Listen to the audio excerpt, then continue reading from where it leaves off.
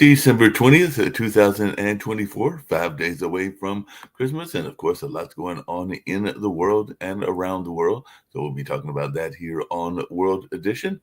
Russia has bombarded Kyiv with 8 ballistic missiles after Ukraine had fired U.S. made missiles across the border. So apparently, 6 embassies were damaged in Russian attack on Kyiv, and one was killed in a Russian rush hour airstrike on Kyiv, according to city officials. So that's something that we're hearing out of that area.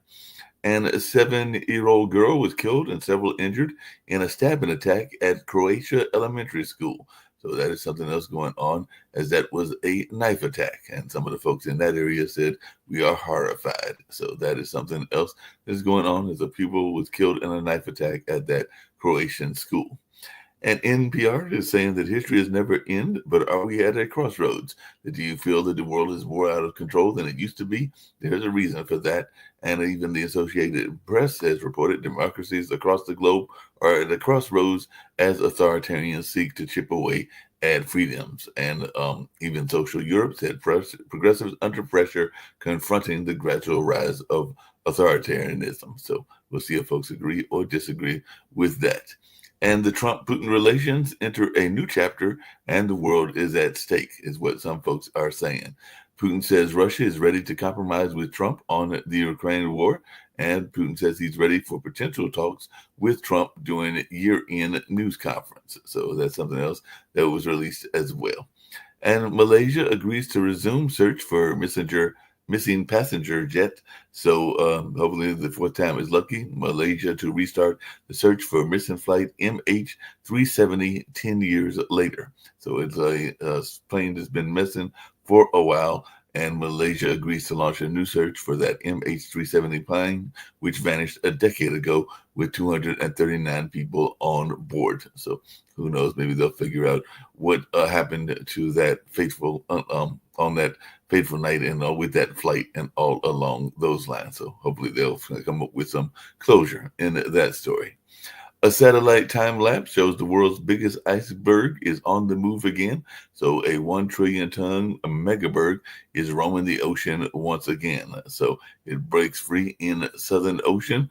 And like I said, the world's largest iceberg, A23A, has broken free. We'll see what it does in terms of changing the maybe the climate or changing the geography of places all along those lines. So don't know which way it's going or anything like that, but it'll be interesting to see what folks have to say about that.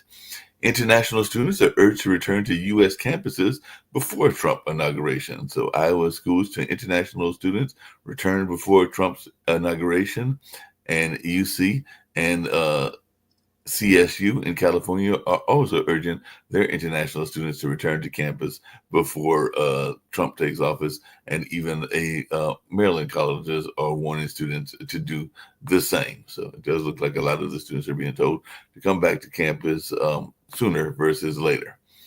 And ICE removed the largest number of people in the U.S. illegally since 2014, is what some folks are saying, and all along those lines. And in an Associated Press article, thousands of Jews, Israel doesn't feel safe after the October 7th attack, so they're leaving. So there are some people that are migrating away from Israel. And Israel versus Turkey, the intensifying Middle East power struggle is what some people are talking about. So Turkey and Russia engage in delicate maneuvers over Syria after Assad's downfall. So we'll see how that plays out as well. And China is expanding its Pacific operations. Taiwan invasion not possible by 2027 is what some of their guest leadership is saying, or some of the people that are studying them are saying. So China's nuclear buildup is on track despite grave scandals, Pentagon says. And definitely there's notions of what China is hoping to do or plans to do, and all along those lines. And China led Sweden, Finland, Germany, and Denmark board a ship in a cable breach case. So EU countries inspected the Chinese vessel after data cables were damaged. So undersea internet cables apparently face new threats. And North Korean troops and Russia not to be underestimated, ex-soldier tells BBC. So definitely a couple of hundred North Korean troops have already been killed and wounded in the battles with Ukrainian forces. And drones wearing Christmas ornaments helped kill or wound 200 North Korean troops in Kursk. So that's something else that we're seeing being reported as well. And the cyclone leaves Indian Ocean in ruins, photos show. So that's that island of Mayotte. And French President Emmanuel Macron met with anger from Mayotte residents days after the devastating cyclone. So definitely Cyclone Chido leaves communities destroyed while thousands wait for aid on the island of Mayotte. And Xi Jinping is urging Macau to diversify economy away from casinos. So Macau's casino boom brings wealth, but at a cost. 25 years since China's takeover. China's Xi urges a bigger international role for the gambling hub Macau. So definitely we'll see how this plays out as Xi has repeated calls for Macau to diversify as an ex-judge takes office in that area. And Israel has launched airstrikes against the Houthis in Yemen as Netanyahu issues a warning. So he's issued a warning, and fighter pilots laud the precision of the operation to strike Yemen. Yemen, an incredible feeling, and definitely that's something else going on in that Middle Eastern conflict as well. And definitely many more Russian war criminals are on our list. Ukraine vows more attacks, and Russia detains the suspect in the assassination of the general sanctioned for chemical weapons use. And the U.S. ambassador to Vietnam says U.S. arms manufacturers could help boost Vietnam's economy. So U.S. and Russia face off at Vietnam Defense Expo 2024, China to participate for the first time. So they're saying that U.S. Firms could help build up Vietnam armed forces amid the China dispute. And a blob-headed fish and amphibious mouse among 27 new species found in a thrilling Peru expedition. So an amphibious mouse was among 27 new species discovered in Peru's Amazon. So a mouse that swims and dozen more species and all along those lines. So yes, even in among the bad news, there are things that are interesting even in the science world. And Stonehenge's mysterious origins may finally be solved as new studies opposes unifying theory. So scientists may have discovered the true purpose behind the construction of Stonehenge. So I know that that's been one of those mysteries that's been out there for a long time and has been definitely something that folks have wondered about for a while and all along those lines. So it'll be interesting to see what's going on in that space and definitely in that way. On the U.S. side, there is 38 Republicans who defied Trump by voting no on the failed spending bill. Mike Johnson says we've got a plan, and the House GOP leadership is to propose a third spending bill to avoid a government shutdown, which I think is scheduled for today if they don't get the things accomplished and all along those lines. And Luigi Mangione returns to New York to face federal charges in that fatal shooting of the CEO of United Healthcare and all along those lines. So definitely that is something going on as well. And death row inmate Robert Robertson is expected to speak before the State House Committee. So definitely it looks like he might be testifying at the Texas lawmakers hearing, and Attorney General Ken Paxton files a motion to block the death row inmate Robert Robertson from testifying. So they're trying to block him from testifying at that particular hearing. And Philadelphia City Council says yes to a new 76ers arena next to Chinatown. So that was one of those controversies where the arena was going to be placed, but it does look like it is passed. And the Philadelphia City Council votes to give final approval for a new Sixers arena in Center City, which is over there, not that far from Chinatown and all along those lines. And a California man has been detained on suspicion of plotting with the Wisconsin school shooter. And the Wisconsin school shooting by a first semester student lasted 8 minutes, according to officials. And so that's something else that we're seeing as well. And House Republicans are saying last time I checked, Elon Musk doesn't have a vote in Congress, and Hillary Clinton says Republicans are taking orders from the world's richest man to shut down government. So it'll be interesting to see what goes on in that space. There are some people that are even saying that Elon Musk is co-president, but if definitely we'll see what goes on in that space. Biden has forgiven $4.28 billion in student debts for 54,900 borrowers. So they've rolled out another $4.28 billion in student loan handouts, and definitely even National Review apparently is calling that the student loan gravy train that is still there on its way out the door. So definitely we'll see how this all plays out, and if those forgivenesses are maintained under President-elect Trump. And Trump ramps up EU trade war threat unless bloc buys American oil and gas. So Trump to Europe, buy more of our oil and gas or face tariffs. So he's threatening tariffs if the EU doesn't buy more oil or gas from this area. And it looks like the European market is on a slide, and Novo Nordisk is down 20% after the obesity drug results in that particular case. And it looks like internal division is dooming Michigan Democrats in their final day of legislative control. So as the lame duck languishes, Speaker demands attendance, then abruptly adjourns. So definitely it looks like they're having some issues there in Michigan as well. So we'll see how this all goes on. And Donald Trump hopes that a Republican challenges U.S. Representative Chip Roy over the debt ceiling. So lots going on, even in our own local politics and all along those lines. But I do have Rick Rosner here with me, as well as Jacoby. I've got to tease Jacoby and wonder if he's been over to Peru to get a copy of a amphibious mouse, because apparently we've got amphibious mouses in Peru and everything. Rick? All right, so we're less than 14 hours away from the government shutting down and Yes. the military and federal employees not getting paychecks for the rest of the year unless the House can figure out how to. So this is all part of, like, now, obviously I'm liberal, but I would like Nick or Shaq or somebody conservative to explain how Trump isn't showing every sign of fucking up the presidency again, how he won't be the crappiest president in history once again.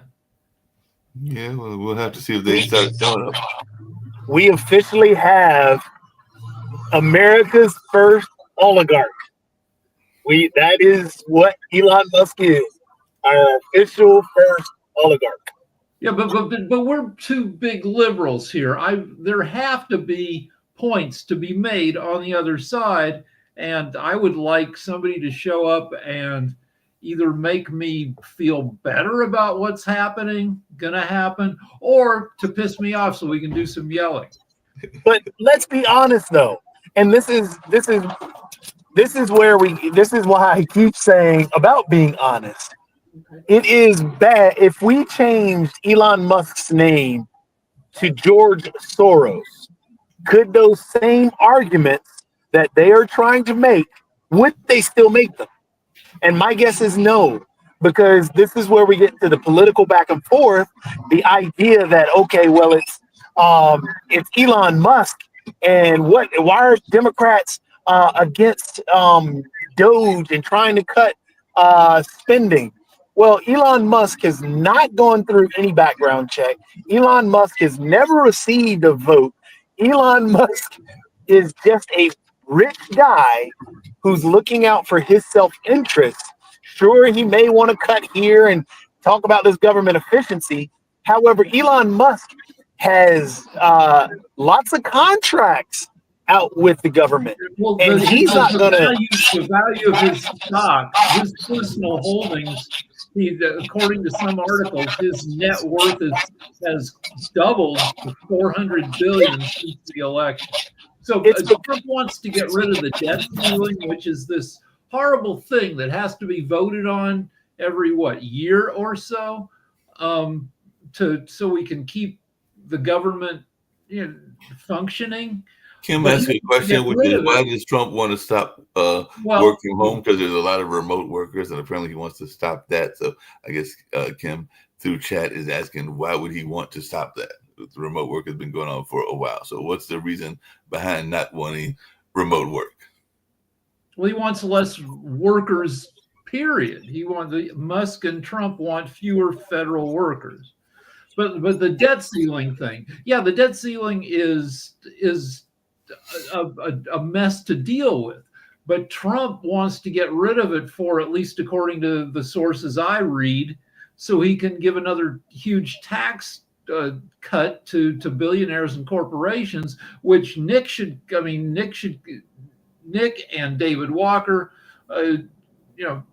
Nick should come on and defend that. There's no defending it. Nick and Walker are constantly talking about how debt is maybe our number one problem.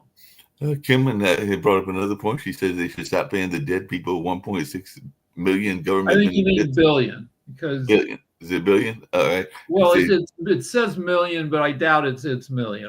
Because she said one dead man got $872,000. So definitely it does look like it's going back to the days of Chicago and there was old mayoral administrations where dead people were getting benefits and dead people were voting. I was just wondering, because I do agree that most all the three of us are Democrats are here on this particular panel this particular day. I did invite others, and we'll see if they start showing up or not. But right, there does seem to be a division going on as well and everything. So I just wondering, is this division going to last? Because there were a break off from Trump of Republicans. So are we going to see the more moderate Republicans actually pushing back against Trump's presidency? Because there is on Twitter, there is a lot of yelling back and forth between different elements of Republicans. The thing is, both Trump and the oligarch Elon Musk have threatened that if they don't fall in line, they will get primary. Trump has put that out on Truth Social. Elon Musk has also tweeted out things similar on Twitter. So basically, they are threatening anybody who steps out of line that they should get primaried and they should lose. Because I think it was somebody supporter, a staunch Republican, gave a speech on the floor, but he disagreed with the new bill that they tried to put across, and he voted against it. And that was when Trump put out on Truth Social, hey, I wish you'd get primaried. When before that even happened, Trump was so it's about you're breaking up. Oh, sorry. But I want to talk about the debt ceiling again. So Trump wants to get rid of the debt ceiling, which would allow the U.S. to rapidly acquire more debt in order to lower the corporate tax rate from 21% to 15%. Now, the deal is that we had a corporate tax rate of 29% or maybe even more than that. And that was criticized in past years. And that was criticized for driving businesses overseas. But at 21%, the average corporate tax rate across Europe is 21.5%. So it's somebody from Europe that can actually, you ask for Nick to appear. Nick's here. Is there anything to defend about Trump and the debt ceiling? The Trump and the debt ceiling? Trump wants to get rid of the debt ceiling, which seems to go against like the idea that the government should cut spending. Well, no, it's because it's a joke. You know, the thing is, the reason why wants to get rid of the debt ceiling is they keep increasing it, no matter what, because they need to pay the government bills. So it's kind of like a joke. That's part of the reason he wants to get rid of it. That's true, but it doesn't mean he wants to get rid of it because it's a joke. He wants to get rid of it so he can lower the corporate tax rate again when it's already competitive with Europe. Well, no. I mean, the corporate tax rate's a joke also. I mean, the thing is, here's the reality. The average corporate tax rate's 8.2%, the effective rate. So what are we talking about here?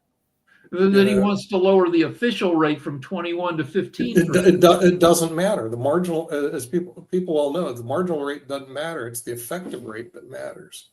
The marginal rate could be 100%. It doesn't matter. The average corporation pays 8%.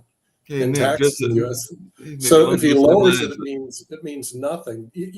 Some of the major companies, this is what Warren Buffett was complaining about. They don't pay hardly any taxes at all.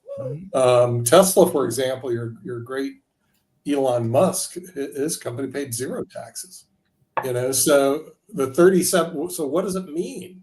Would they say, what does it mean if it's 80% tax? It really doesn't matter because it's the effective tax rate that matters. So if he lowers it or he ups it, it really doesn't matter. The real problem is that we have too many tax preferences, and that's part of the problem. In other words, there's too many different ways you can avoid having to. Right. So my question to you is: we got a conservative in the corner. We got three people of various liberal.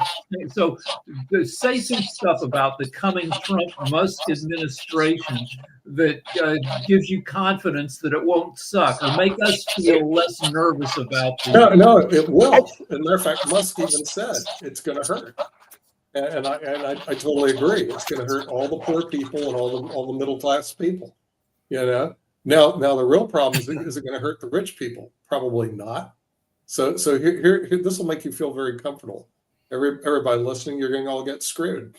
So hope whatever, however you were living today, it's going to be worse tomorrow. So the stock market, even though we're still way up, the stock market's only lost about 2%, but Right, it's been down for like 12 out of the last 13 days. I did look at the market because I have to for what I do, and even though it's been down a couple thousand points, it's overall year to year date is up 15%. Which let me tell you something, everybody listening, if you could make 15% on your money in a year, you'd take it. So I mean, the fact is the market had a pretty good year, up 15% this year. But now let's see what's it going to do on a going forward basis. Probably not as well, especially if they do cut spending. I mean, that the reality of the cutting in spending is there are a lot of people aren't going to do as well as they have in the past because the massive giveaways are going to stop. And they're stupid giveaways, and they have to stop. Sooner or later, you got to stop the gravy train, and that's going to hurt a lot of people. Sad part is just like every change, if you're up on the top end of the totem pole, you're going to hurt less or hardly at all. If you're on the bottom end, you're gonna feel the pain. But Musk is the one, and Ramaswamy are the ones swinging the sword. Are they going to make smart cuts, or are they going to make just like crazy random cuts? Well, let me think. You have two smart people are going to make smart cuts or random cuts. No, but inexperienced with governance. Doesn't matter. I mean, obviously, I was thinking about that also. Said so. You're inexperienced with government. Well, you've seen what the experienced government people have done. The experienced government people have got us into a debt to GDP ratio over 100%, heading to 155%, heading to double-digit inflation per month. Okay, so that's what experienced people did. So if experienced people do that, it doesn't matter. You might as well bring in some random people that can do something that needs to be done. And I've said it over and over again. There's only two ways you're going to solve the problem. One is to cut expenses. Two is to raise taxes.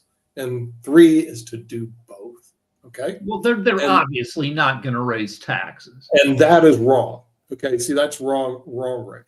They need to cut expenses. I agree. But unfortunately, whether they know it or not, they need to tax themselves. In other words, you need to get revenue from that 1% that owns 43% of America's wealth. You need to bring back the federal estate tax with a vengeance. This was a big giveaway to people like myself and a lot of people that have inherited lots of money without having to pay any taxes at all.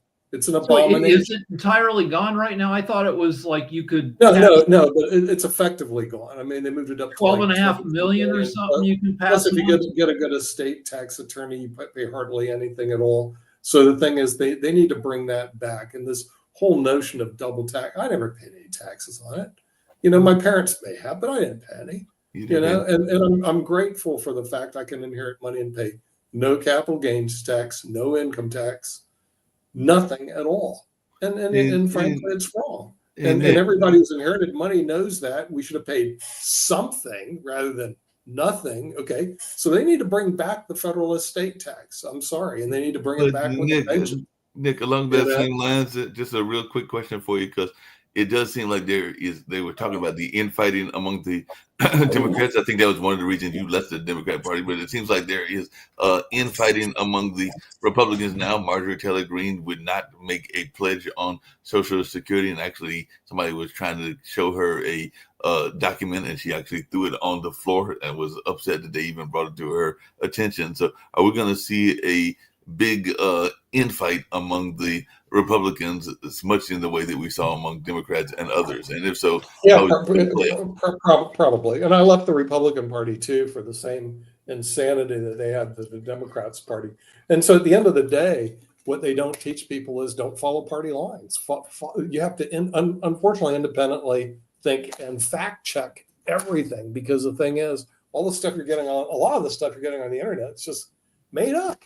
So just tell us three things that you know that most people don't, that based on fact checking stuff. What most people don't know, they don't know that these big corporations all use the double Dutch Irish sandwich to avoid having to pay large corporate income tax. And everybody here should know about the double Dutch, right? Well, wait, great name. What's that? I'm going to make it real simple for you guys. There's a big company called Alphabet or Google. Who owns the Google search engine? Google Ireland owns it. What they did is they sold it to their own subsidiary company in Ireland that pays an effective rate of maximum 15% or less. Okay. And then they rent it back from their Irish company. So think about it. Then what happens is most you pay is a 15% rate. Google started it, then Microsoft did. All the big companies did that. They offshore their technology and then they rent it back. And if you think about it, what a way to avoid taxes is to sell your technology to an offshore haven and rent it back from them. And the thing is, in the world of tax law, it was like the common play that everybody knew and everybody kept quiet about, because what better thing to do? So let's say if you had a book that you're going to make a lot of money on, Rick. You sell it to your Irish company. Now your Irish company owns the book. You don't own it anymore. You're going to pay the Irish taxes, and it has a treaty in the United States. The most you pay is 15%. So it sells the book, not your company. So could I actually do it logistically? Is this a dodge that little guys like me can pull off? No, see that's the problem, because it costs a lot of money. In other words, you need to hire a lot of attorneys to do the double Dutch, because the double is that we do is you then send it to the Netherlands and you get another dip downwards. Okay. So the effective rate for companies like Google and Microsoft were around 2%. Remember what I just said, the effective corporate tax rate of the Fortune 500 is 8.2%. And Microsoft, when I was up in Seattle, I was doing pension work, and I still am today, but they had 400 tax attorneys taking advantage of rules like this and intercompany pricing transfer rules, things that the average person knows very little bit about, but makes a big difference to the bottom line of major corporations. So they basically made a mockery of it. And even, what was it, Jeff Bezos, Amazon, have you seen how little they pay in taxes? Yeah, and this is the reason Warren Buffett was going crazy. He was going, he's going crazy. I got a quick question for you about law and everything, because, and this is slightly pivoting, but not totally.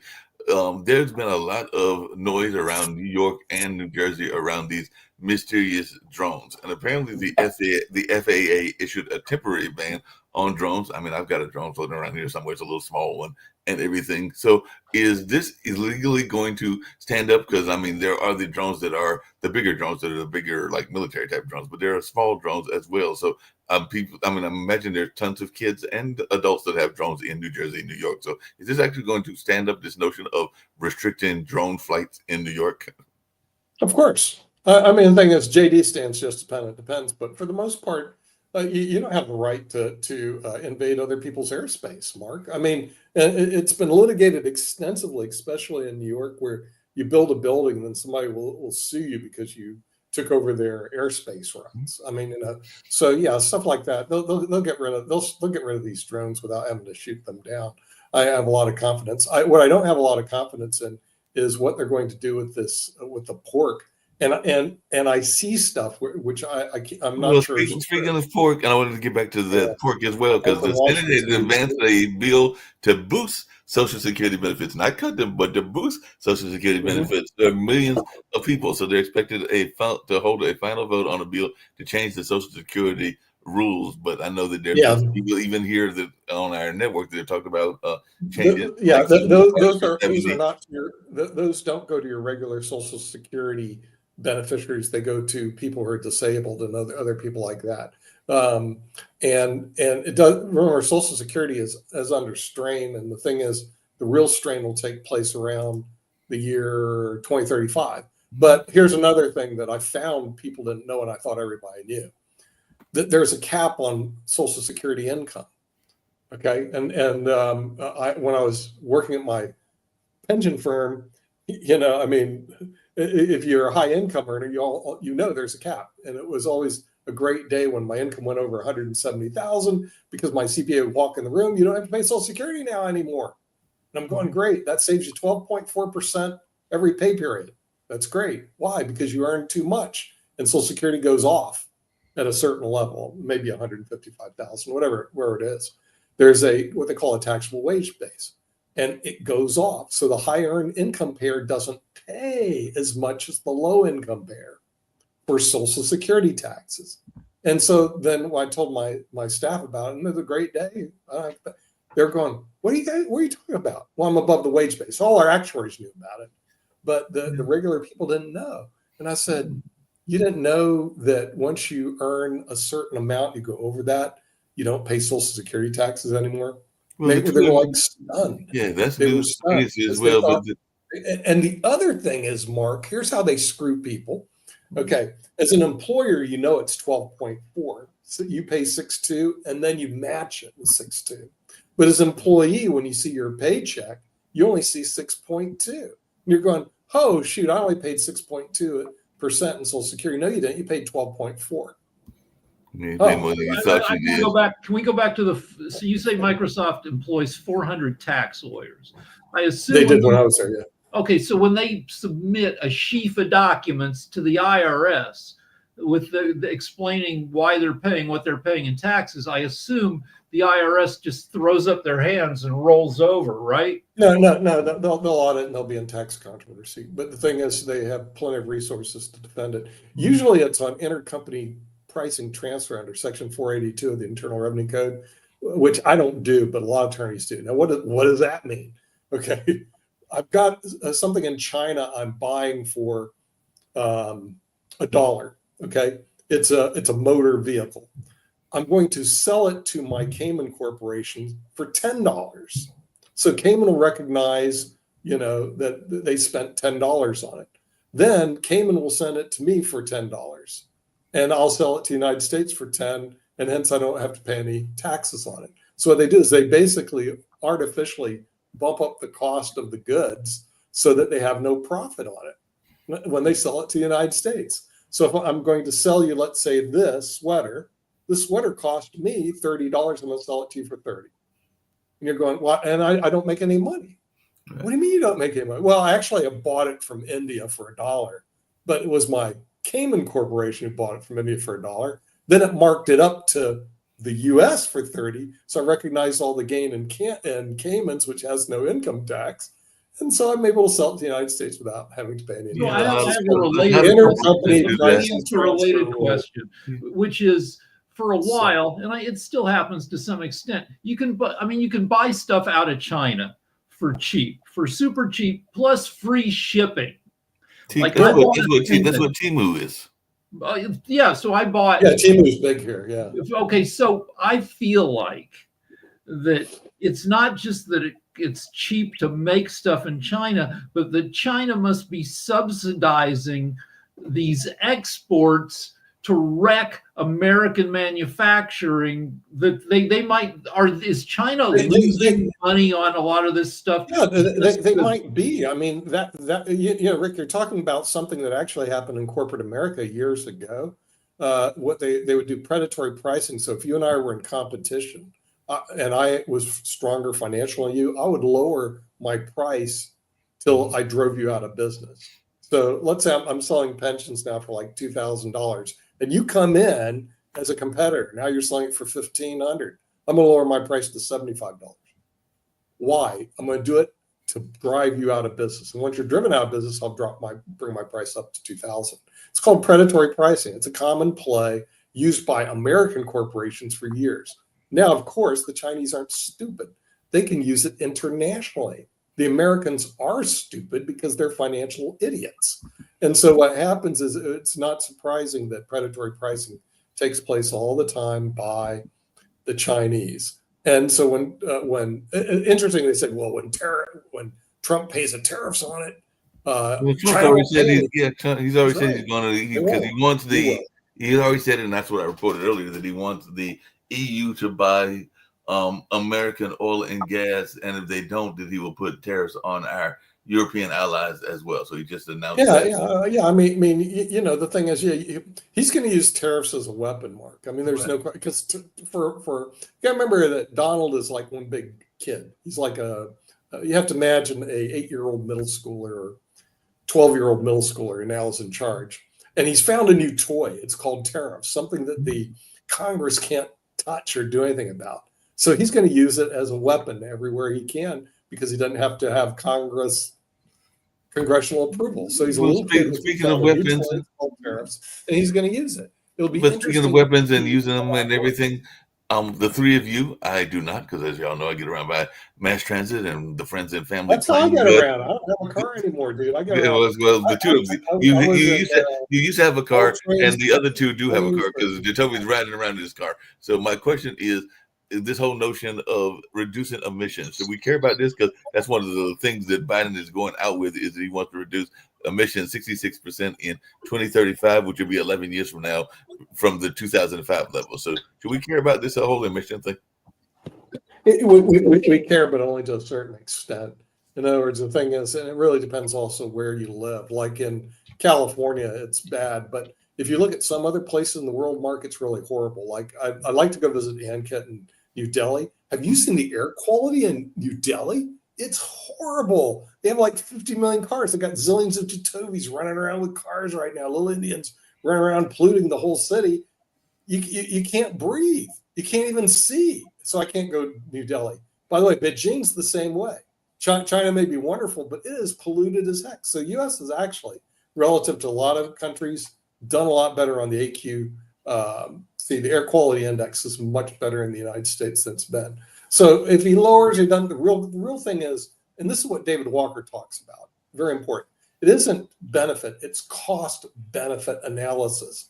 Okay. It's just like Jacoby, internet for all. No, not internet for all. Cost benefit analysis, please. In other words, is it really beneficial to bring internet to Nome, Alaska, because we don't have it as a government function? And the answer is no. Private industry wants to do it. But there are point out a couple of things. There's some people in this world that don't want, and we should not be spending our hard-earned tax dollars on the internet. I know this drives Jacoby nuts, because he thinks everybody should have access to the internet. I grew up without it. A lot of people grew up without it. It's not necessary. As a matter of fact, maybe worse for people. Maybe worse for people than any other drug could possibly exist. The irony, technologically addicted people. The irony of saying that I grew up without it, you don't need it. Wait. Here's where the irony comes into play. You need it now for every part of your business. You need it for trying to do pod TV. You need it now for law. You need it now for your emails. Everything about what you do, you need the internet. And I'm talking about your particular actual position. You think he needs it for pensions? Yes, you need it for pensions. You need it for everything. What you do right now, you need it. But I don't know. In terms of the lowering emissions, it's huge right now. It should be done due to the fact that. Oh gosh! No. Here's the reason why.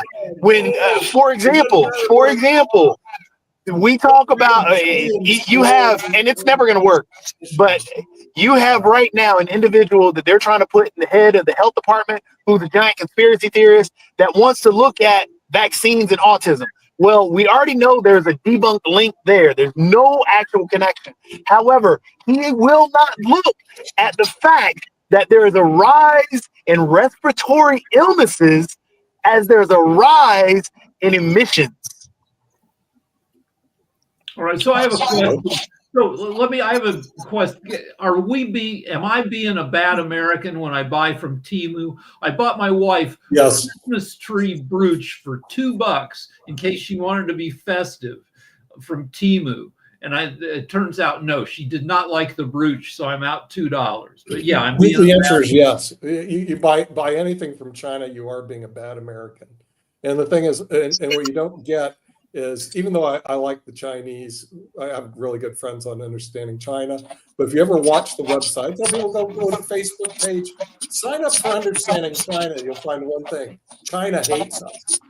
So just you buy from China, you're supporting people that hate America. So that's a fallacy. However, I do want to point out the fact that no, Rick, you're not a bad American for buying something from China, because we all buy stuff from China, and this is where the whole Trump tariff idea is idiotic. This is where it's idiotic, because we talk about trying to bring all and everything manufacturing. No, we cannot have that happen. It is impossible, because if you look at some of the things that, for example, if you look at a car has many pieces to it.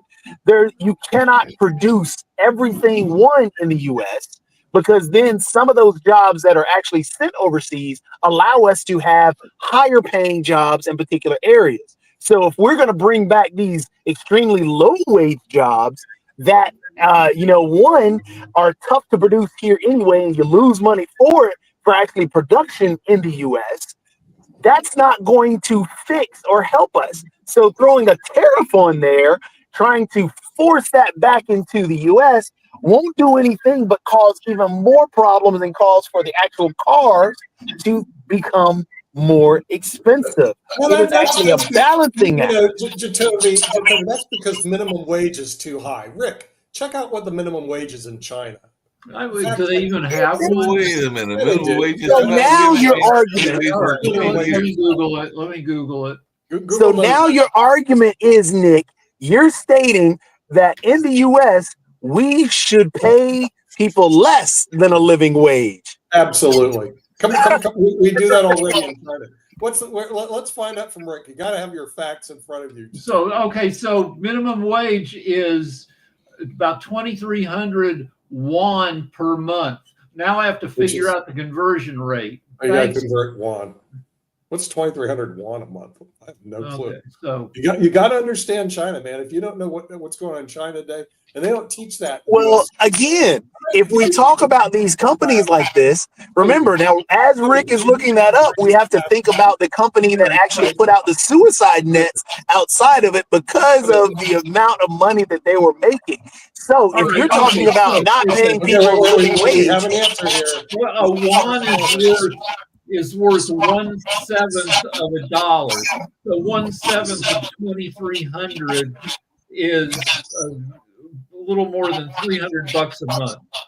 Okay. So now, if you take a look at reasons for our suicide rates will go up, theft and robbery and crime will go up, and even more, domestic abuses, so on and so forth, because we already have a working poor situation, and we already know that crime is tied to poverty. Why Jacoby's running this now? No, I'm just pointing out all these things that you're going to ask for a raise in. What is it per hour? I figure 40-hour work week. Okay, so what? But you also have to look at what stuff costs in China. So I looked up how much does it cost to go out to dinner in China, and between $3 and $12.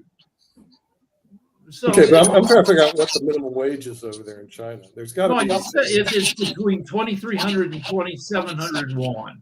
Which Well, is, actually, Rick, a better question would be, what is the average livable wage in China? Give me a break. You can live off any wage. You just become homeless. Because we know, or put up poverty. What's poverty in China? The poverty level, or the poverty, not rate, but the poverty amount. right, so a livable wage in China is 5,000 yuan a month, which is $700. The minimum wage is $300 to $400. Okay, yeah, they're showing Chinese wages around $3.70 per hour. Ours is like $7.25. Our minimum wage is too high. No. Hold on. So if the livable wage is how much, Rick? About $700 a month. And then livable wage in the U.S. is how much? I don't know. I guess it's got to be like, you got to make like 30 grand a year at least. Let's see. Yeah, but who cares about livable wage? No. You're not bumming off your parents or bumming off somebody. Have you seen how these people live? Again, a livable wage. If we're not looking at a livable wage, livable wage is a progressive dream job. No. I'm just trying to say. Again, all right. Here's what AI is.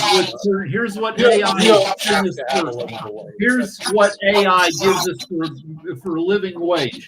For DC, it's 35 grand a year. In New York City, 32,000 a year. Though I don't know where you would live in New York City for 32,000 a year. Yeah, I'm curious about that. California, 44,000. I think these are legally defined numbers. See, that's a joke. That means your livable wage means you have your own place. You're living good and all this other stuff. You don't have to live. What does it mean? No, it doesn't mean you're living good. You can be homeless. You can go live with your parents. You can go live with your friends. So this whole idea of livable wage is. But again. No, Nick. Hold on. This is where I'm getting to the point. If your complaint is that, hold on, if your complaint is that we're paying people too much, so we want to pay people less, and we want to put more people into poverty, do crime rates increase when there is more poverty? Everything ties together. If we're talking about a balancing act and actually having a good life in the U.S., if higher poverty rates cause higher crime rates, because if that's tied together, and we're talking about crime rates across the board from theft to we're talking about reality. Well, hold on a second. Speaking of dreams, because I want to tie China into this. There's a lot of chat. Yeah, there's a lot of noise happening. Hold on a second. Y'all are talking over each other because I want to tie everything together. Because one of the stories that I mentioned at the beginning is there are some people in Philadelphia, not New York, but Philadelphia, that are upset because they literally built or are planning to build the new 76ers Coliseum next to Chinatown. So is that a legitimate complaint? Because there are some people that are Chinese that are upset because that's where the new 76ers arena is going to be. No, who cares if it's next to Chinatown or it's next to... So who's upset? The people in Chinatown? The only people should be upset is who's paying for it, Mark. Is the federal government paying for it like they always do? Do they go to Joe Biden and said, Joe goes, well, I'll write the check. Kamala will write the check. Incorrect, Nick. For stadiums, the federal government does not pay for those. How you argued the other day about state governments paying for it, that's who ends up paying for it. The taxpayer at the state level pays for these stadiums. So who's paying for the stadium? The state and the city. They end up paying. And see, that's wrong too. That's wrong too. The thing is, you should not pay for stadiums like for the Carolina Hurricanes or the Carolina Panthers. If you are a taxpayer, do not. But again, that argument based in terms of sports towns. For example, the LA Lakers likes to do that. The LA Lakers to private industry. the sports city. Time out, Jacoby and Nick. Time out, because I'm trying to understand this. If I'm hearing you correctly, Nick, you are telling me that I'm just going to use Durham as an example because I'm familiar with these organizations, just like I know that Jacoby is. So if I'm hearing you correctly, you're telling me even though entertainment is part of what is a good society and a good living, they want us to have different things that are enhancing our society. So if I'm hearing you correctly, you're saying that, just using Durham as an example, DPAC, Duke Gardens, the Marriott Hotel, and the ballpark should not get any funding at all from any state, city, or federal entity, if I'm hearing you. Absolutely. Absolutely. So, they're all private industry functions. They're all funded by their government and their state. So there's dreams of stadiums. And, so that just 4 or 5 billionaires and millionaires can walk around in stadiums. So no, that is not a government function. Instead, here's what they should do, Mark. They should use that money for housing. Housing is a government function. Stadiums for Jacoby is not a government function. Jacoby can announce because the Carolina Hurricanes for the Carolina Panthers and parade around. Oh, look how liberal I am. Now, let me speak on this real quick because I'm actually in the middle of this negotiation at this moment, trying to build something for downtown Durham. Since I'm in the middle of this is why the state and the city, it is actually a positive thing for them to invest because of the economic impact, brought in by the arenas, by the stadiums, by the things. The reason, for example, in the esports realm, which is where I am actually in negotiations with the state and the city, in talking about the economic impact, the amount of people that come into the city, bringing money to the state and the city, spending money in the state and the city that they normally would not do. So these are the economic impacts that come along with having these arenas. Again, I'm in the middle of negotiations around this right now. So speaking about this, that's what I'm having to talk about. And it is a very true thing. For example, with esports and gaming, that touches a lot of our society, which we don't even realize. So an esports event that can bring in people to spend money at restaurants, stay in hotels, buy items that they wouldn't buy in Durham, impact our economy. Not to mention the fact that showing these entities such as a Microsoft or such as an IBM to SAS, these individuals that come and program or play at these games program. So it offers other educational and so on. There's tons of that's such a joke. You're talking to a guy. Hold on a second. Toby, you can tell me if I'm wrong. When you put a stadium, you don't create more jobs. Yes, you do. It's just the people that are living in the city. You know how many people work at the Durham Bulls? And they buy food. So what? Do you know how many people work at the Durham Bulls? Again, no person from China is buying those stadiums. Again, I'm sorry. Actually, they do. This is where you're missing out, Nick. Nick, this is where you're missing out. And Nick, again, this is where you're missing out.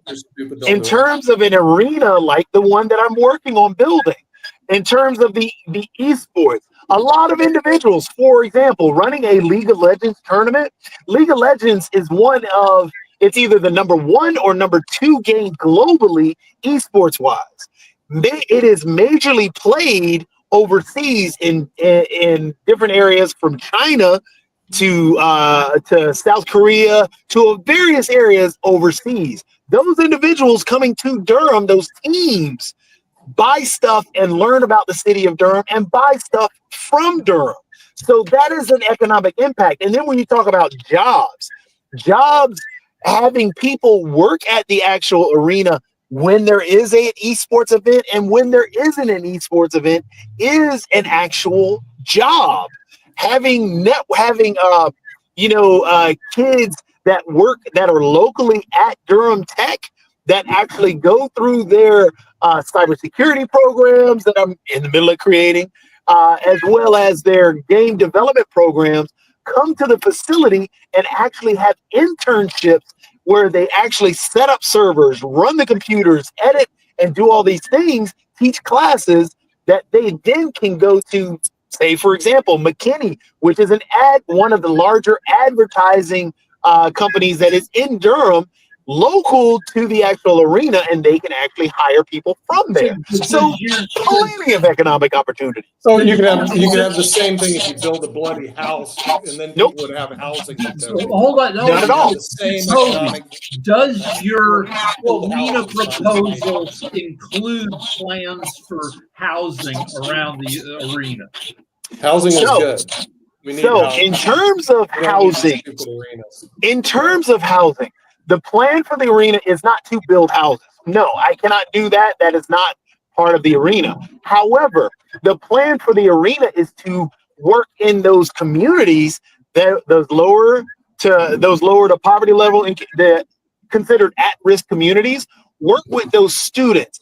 Give the opportunity for those parents to have a place for their kids to come and play for free. That means that parent who's working that second and third shift can leave their child there.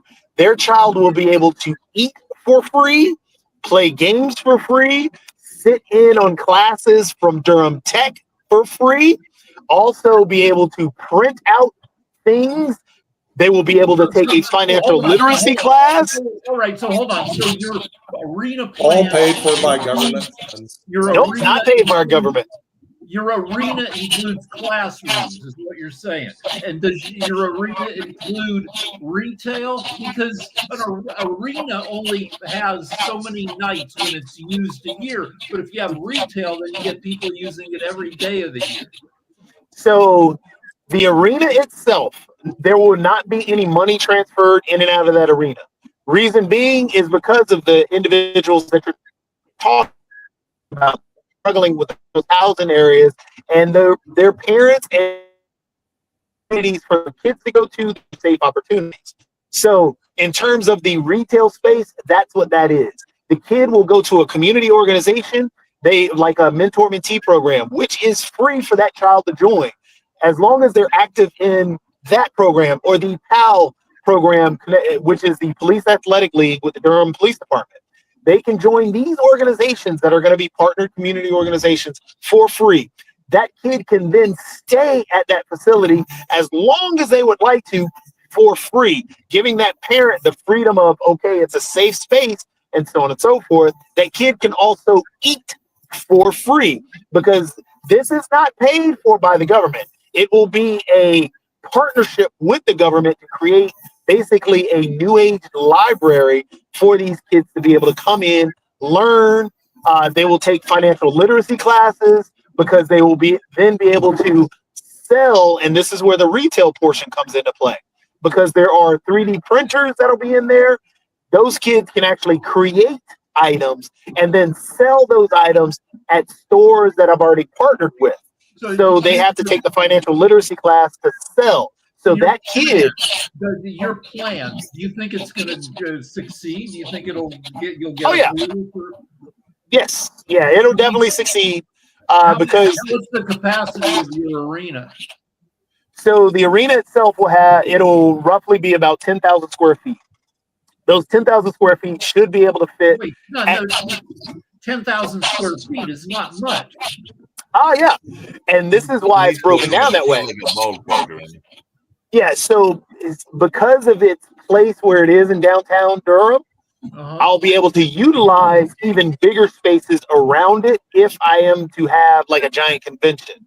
But if I'm going to have one of those esports events, that's basically what it's mainly used for. Because, for example, there's a facility that's actually in a city next to us in Greensboro. The UNCG has a facility. Their facility is about 3,500 square feet. They fit about 50 computers within that facility. So they can have up to roughly maybe about 75 to 100 people at one time. I'm going to be closely. Your place will hold how many? My place will hold at least it'll hold about 300 people at a max, all in together with all the computers and the other equipment in there. However, when I'm going to run a giant tournament per se, those giant tournaments will be in partnership with the facility that is located in, which has open spaces, as well as I'm working in conjunction with the baseball park, which also has some open spaces that I can also utilize.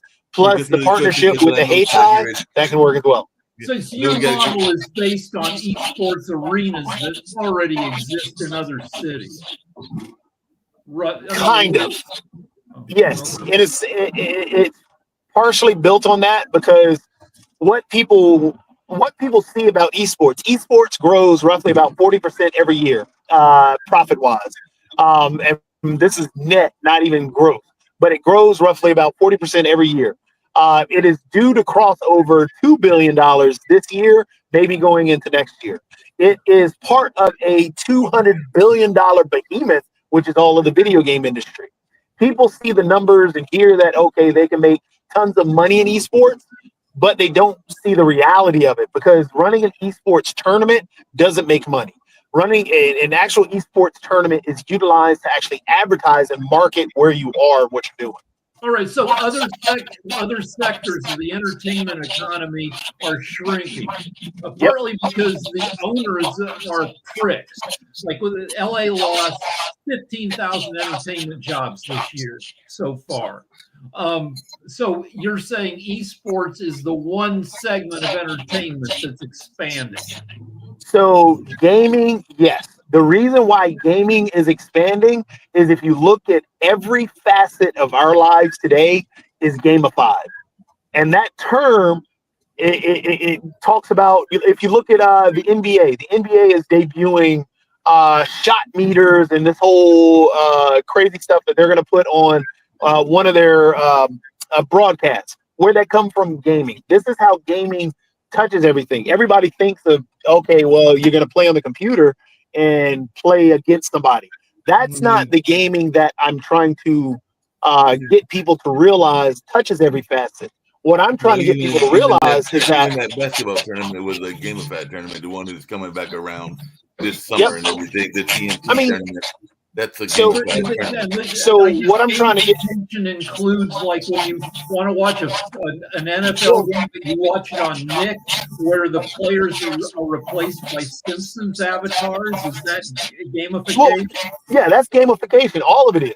But what I'm trying to get people to realize is that facet of gamification comes from programming, graphics design, everything else. If you look at one of the number one show, the number one show right now on Amazon Prime, it might be number 2 now, Solo Leveling. Oh, I'm sorry, Secret Level. Secret Level it's all about gaming. It's just a straight up digital. It's basically they're taking the games and giving them storylines that you wouldn't think about. They're taking that world and writing about it. So if you talk about gaming, what does gaming do? It's your avenue right there, Rick. You could legitimately write a script for a video game. Rick and Morty, the writers and directors created a video game that went and sold for a lot of money. And they also used AI for it. But again, the gaming industry, going from food and bev to, script writing to legal, all of it touches. But people don't see that. Yeah, I think people see most of these things. So just really quickly to get to talk to what Nick said and everything along those lines, and then I got to hit that button at the end of the show and everything. But you would know better than I, even though I know some of those figures. But how much money does Durham make off of the Durham Bulls and even Raleigh off of the Carolina Hurricanes? Because he was saying that there was no money, and I'm going like, there's tons of money with the hotels and everything else, but I can't remember the figures. It's probably in the billions. Yeah, My I'm not coffee- sure the exact amount, but My coffee is kicking in. I have to go have like an emergency poop. I will see you guys next See week. you later. All right. Thank you. And I forgot the figure, but I know it's a lot. Yeah. But on that note, yeah, it's good to end on a poop. yeah. Well,